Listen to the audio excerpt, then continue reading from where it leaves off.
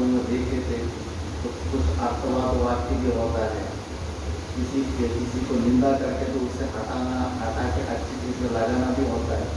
अभी जो किसी को ये भी पसंद है, ठीक है हमको तो ये जीव और ब्रह्मात्मा की ये सब वो ज्ञान की बात हम पालन नहीं हो रहा है, चलो हम कर्म करके ही हम ऐसा ही जीवन बिताते रहेंगे। जैसे नैष्कर्म स्थिति में कर्मकांडी वहाँ वाद करते हैं, इसको चाहिए मोक्ष, हम लोग अच्छे कर्म करते रहेंगे, फिर उस कर्म की वजह से स्वर्ग जाएंगे, स्वर्ग में बहुत लंबा समय तक तो भोग भोगेंगे, यदि वापस भी आ जाएंगे फिर दोबारा मनुष्य जन्म मिलेगा, फिर कर्म करेंगे, फिर स्वर्ग में जाते रहेंगे। आपका मोक्ष में हम किसको चाहिए?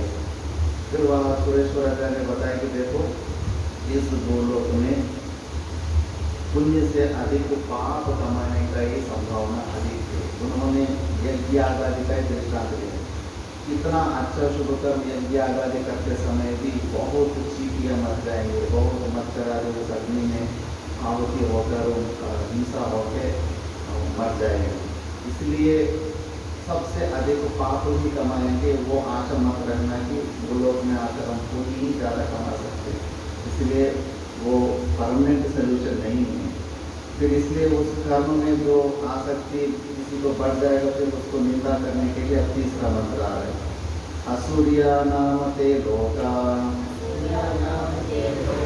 अंधेन तमसा वृताः तांस्ते प्रेत्याभिगच्छन्ति ये केच आत्मनो जनाः। अब ऐसा जो कर्म में जो आसक्त रहने वाला है, उन लोगों के लिए निंदा कर रहे हैं कि असूर्य नाम ते लोका अंधेन तमसा वृताः, मतलब वो लोग ऐसा लोगों को प्राप्त करेंगे, हम लोक से शरीर लिया है, ऐसा योनियों को प्राप्त करेंगे जहाँ अंधकार है, अंधकार मतलब अज्ञान रहता है, मतलब देवताओं को भी यहाँ असुर का कोटि में ही डाल दिया है, क्योंकि जो अपना इंद्रिय भोगों में जो रमन करते रहते हैं उनको असुर कहा जाता है। इसलिए देवताओं को भी उसी स्वर्ग आदि को भी जो भी उन्हें शरीर मिलता है, उन सब शरीरों को असुरिया नाम लोग कहा गया है।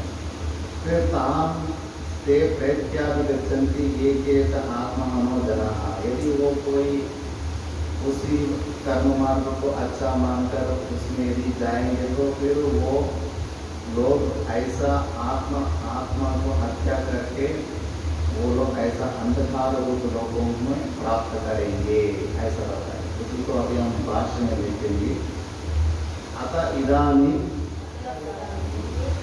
अविद्वन् निंदार्थः अयं मंत्रः आरभ्यते।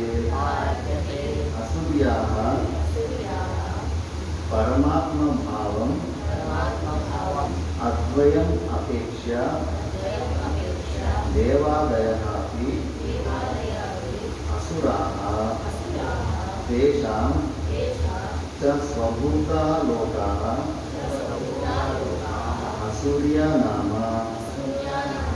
नाम शब्दः अनर्थको निपातः।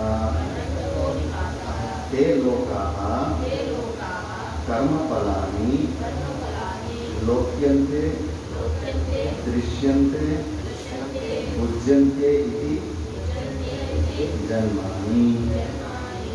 अंधेन अदर्शनात्मकेन अज्ञानेन तमसा आवृताः आच्छादिताः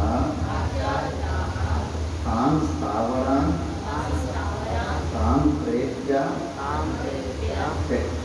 त्यक्तव्या त्यक्त्वा इमं देहम् अभिगच्छन्ति। यथा कर्म यथा श्रुतम् एकेत आत्मनः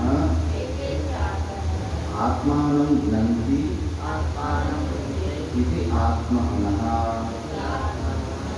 केते जना ये अविद्वांसः